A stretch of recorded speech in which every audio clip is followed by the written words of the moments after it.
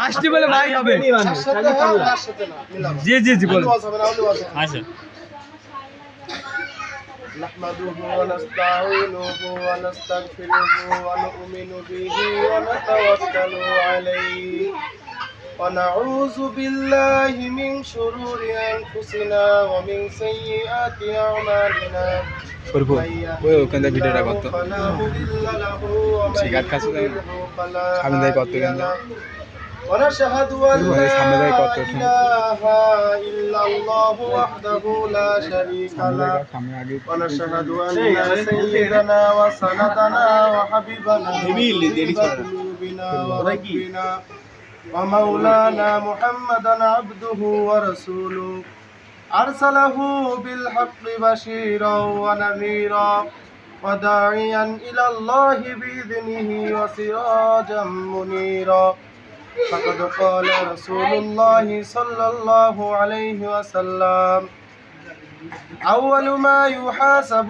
به العبد يوم القيامة الصلاة رواه البيهقي আল্লাহ পাক রব্বুল আলামিন ডেকে বলেন, ও হে আমার বান্দারা, তোমাদের দিনের মধ্যে দুনিয়ার মধ্যে পাঠানো হয়েছে।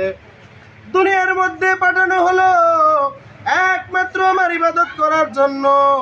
এই ইবাদত করতে গেলে আমাদের ঈমানকে ঠিক রাখতে হলে বিবাহের প্রয়োজন আছে না নাই? আছে। বিবাহটা এটা হচ্ছে ফরজ কাজ। নামাজ যেমন ফরজ কাজ, বিবাহ ওই রকম ফরজ কাজ। কথা বলেন ঠিক? রব্বুল আলামিন বলেন, ইন্নাস সালাতা তানহা আনিল ফাহশাই ওয়াল মুনকার ওয়ালা যিকরুল্লাহি আকবার আল্লাহু ইয়ালামু মা তাসনাউন। তোমাদের জন্য নামাজকে ফরজ করা হয়েছে। নামাজ সমস্ত খারাপ কাজ থেকে তোমাকে হেফাজত করবে। এবার আমাদের ঈমানটাকে কিভাবে হেফাজত করতে হবে আমাদের নিজেদের দায়িত্ব আছে না নাই? আছে। ঈমানকে হেফাজত করার জন্য আমাদের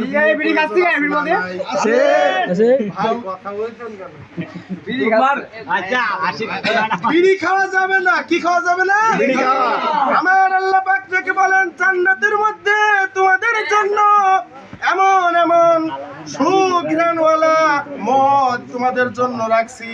দুনিয়ার মধ্যে যদি ওইগুলো বর্জন করে আসতে পারো, অবশ্যই অবশ্যই আমার জান্নাতে এসে তার ছাড়া বেশি বেশি সুস্বাদু মদ তোমরা পাবে। কথা বলেন